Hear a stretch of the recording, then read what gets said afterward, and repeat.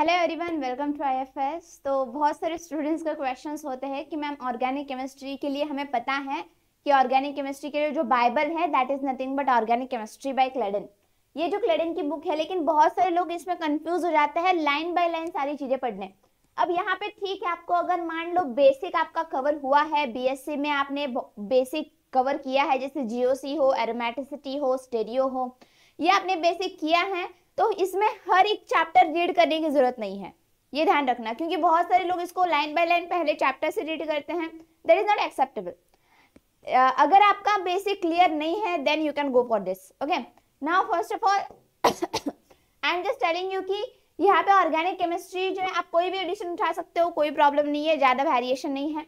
इसमें देखोगे तो Jonathan क्लेडन, Greaves and Stuart Warren, इसकी बुक आपको मिल जाएगी। आप कहाँ से भी पीडीएफ डाउनलोड करके रख सकते हो। Otherwise I will suggest you कि आप इसकी हार्ड कॉपी खरीद लो, क्योंकि इसमें एक बार नोट्स बनाओगे तो अच्छे से आपको याद भी हो जाएगा। बहुत इंपॉर्टेंट है ये बुक, क्योंकि आपको पता है मेजॉरिटी क्वेश्चंस इसी बुक से उठाए जाते हैं। तो भले वो आईआईटी जैम हो या कोई और एग्जामिनेशन हो, सीएसआर नेट हो, गेट हो, आईआईटी जैम के लिए देखोगे मेनली यहाँ से ही क्वेश्चंस आपके सारे आने वाले हैं। अब यहाँ पे हम स्टार्ट कर लेते हैं इंडेक्स देखना। अब जैसे आप इंडेक्स देखते हो तो ये आपका इंडेक्स में मैंने सारे टॉपिक्स यहाँ पे दिए हुए हैं। तो यहाँ पे मैं आपको पर्टिकुलरली इनके लिए बताऊंगी जिनका थोड़ा सा बेस बना हुआ है, जिनका जीओसी, एरोमेटिसिटी, स्टेरियो परफेक्ट है, सो दैट कि they will proceed for the reactions mechanism and all. So यहाँ पे सबसे पहले अगर आप देखोगे तो बेसिक नॉलेज अगर है तो I am telling you only that chapter that you can do. First of all यहाँ पे देखोगे तो ये चैप्टर है, ये है what is organic chemistry, organic structure, determining organic structure, then structure of molecule, organic reactions, actually they are not important। ठीक है, इंपॉर्टेंट हो जाता है जब आपको बेसिक नॉलेज है, तो आप यहाँ से जा सकते हो। Nucleophilic addition to carbonic compound जा सकते हो, इसको भी पढ़ने की जरूरत नहीं है, इसको भी आप पढ़ने की जरूरत नहीं है, लेकिन ठीक है चलो ये सजेस्ट कर लेती हूँ मैं, क्योंकि एसिडिटी बेसिडिटी थोड़ा सा आपको बेसिक कवर हो जाएगा। फिर ये वाला टॉपिक देखोगे तो ये इंपॉर्टेंट है। यहाँ पे आप ये दो तीन पन्ने का टॉपिक है, ये आपका इजीली एक दिन में हो जाएगा। ठीक है, ये ध्यान रखना। फिर न्यूक्लियोफिलिक एडिशन वाला ये भी आपका बहुत ही कम, मतलब 4-5 पन्ने का ये टॉपिक हो जाएगा, जो आपका इजीली 2 या 3 दिन में मैक्सिमम हो जाएगा। इसके बाद देखोगे तो ये इंपॉर्टेंट है, इसमें बहुत अच्छे से nucleophilic substitution at carbonyl and nucleophilic substitution of carbonyl with loss of carbon, ये बहुत इंपॉर्टेंट है। रिएक्शन मैकेनिज्म ये पार्ट आ जाता है, तो ये आपको करना ही करना है। उसके बाद इक्विलिब्रियम रेट मैकेनिज्म, अब यहाँ से भी एक्चुअली क्वेश्चंस आने स्टार्ट हो चुके हैं। पहले अगर आप देखोगे तो हाइमेट्स इक्वेशन से इतने ज्यादा क्वेश्चन नहीं आते थे, इक्विलिब्रियम रेट रिएक्शन से नहीं आते थे, लेकिन आना स्टार्ट हो गए हैं, तो आप ये रीड कर सकते हो।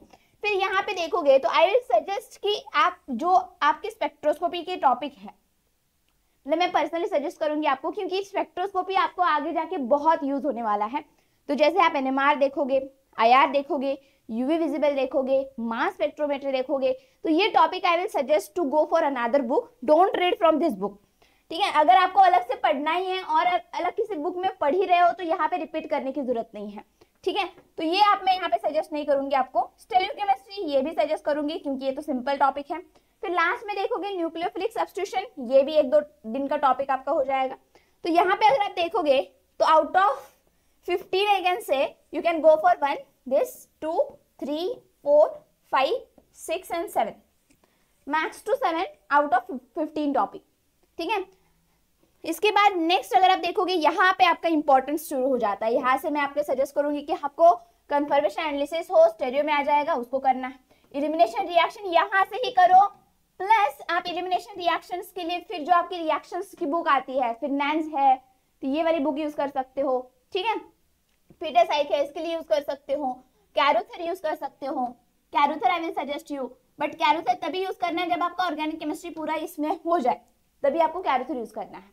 ठीक है, तो ये भी सजेस्ट करूंगी। फिर स्पेक्ट्रोस्कोपी में ऑलरेडी टोल्ड यू, ये आपको नहीं करना है।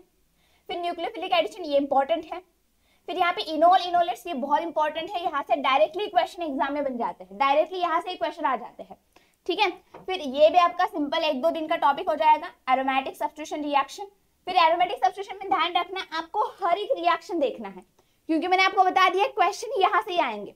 क्वेश्चन उठाएगा तो यहाँ से आएगा, कोई भी क्वेश्चन उठा के देखो, मेजॉरिटी क्वेश्चंस आपके क्लेडन चैप्टर, क्लेडन बुक से ही मिलने वाले हैं।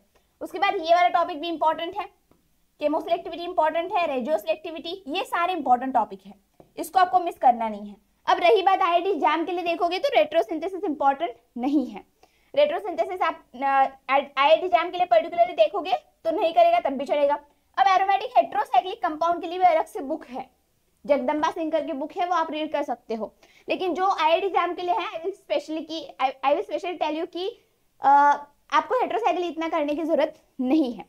फिर ये वाला भी टॉपिक करने की जरूरत नहीं है, ये आपको थोड़ा सा देखो तो अच्छा हो जाएगा। और नेक्स्ट अगर आप देखोगे ये सारे टॉपिक्स एक्चुअली करना चाहिए, ठीक है, बट आईआईटी एग्जाम के लिए जो भी सिलेबस में दिया हुआ है उतना करना, ये भी आपके टॉपिक कवर होने चाहिए। फिर ये वाला इंपॉर्टेंट रिएक्शन है जहाँ पे कार्बोकैटायन की रीअरेंजमेंट, पिनाकोल रीअरेंजमेंट, ये सारे रिएक्शंस आपको दिए हुए हैं। रेडिकल इंपॉर्टेंट है, यहाँ से आपके क्या हो जाते हैं रेडिकल कार्बन, ये दो टॉपिक बहुत इंपॉर्टेंट है और ये आईआईटी एग्जाम के लिए भी इंपॉर्टेंट है, ध्यान रखना। फिर ये वाला करने की जरूरत नहीं है, ऑर्गेनोमेटालिक ठीक है, ये भी कर लोगे क्योंकि इसमें सारी रिएक्शंस आपको मिलेंगी, सुजुकी रिएक्शंस, फिर ऑर्गेनोमेटालिक की सारी रिएक्शंस आपको मिल जाएगी, और ये भी एक्चुअली करने की जरूरत नहीं है। I will suggest only this topics. तो यहाँ पे अगर आप देखोगे ओवरऑल और क्लेडेन के लिए जो आईआईटी एग्जाम के लिए प्रिपेयर कर रहे हैं, सिलेबस ओरिएंटेड देखो कौन सा सिलेबस पॉइंट में दिया है, वही बस आपको इस चैप्टर से पूरा खत्म करना है। But I will suggest you one more thing कि जैसे आप सिलेबस को देख के अगर आप कर रहे हो then you have to go for Carruthers as well, ठीक है। कैरुतर में आपकी जो भी रिएक्शन, मतलब आपने जो भी देखा है, जैसे इलेक्ट्रोफिलिक एडिशन हो, आप कैरुतर से बस रिएक्शन देख के जा सकते हो, हाँ ये ऐसा होता है, कुछ वेरिएशन है, एक्सेप्शन है, देख सकते हो। ये बहुत इंपॉर्टेंट है क्योंकि होता क्या है, इसी एक ऑर्गेनिक केमिस्ट्री बाय क्लेडेन की बुक से पूरे क्वेश्चंस उठाए जाते हैं और आपने किए होते हैं, बस उसको थोड़ा सा फोकसली आपको रहना है। तो यही बस इंपॉर्टेंट, आई होप कि ये आपको यूजफुल होगा। So that's all for today, thank you everyone, happy learning to all.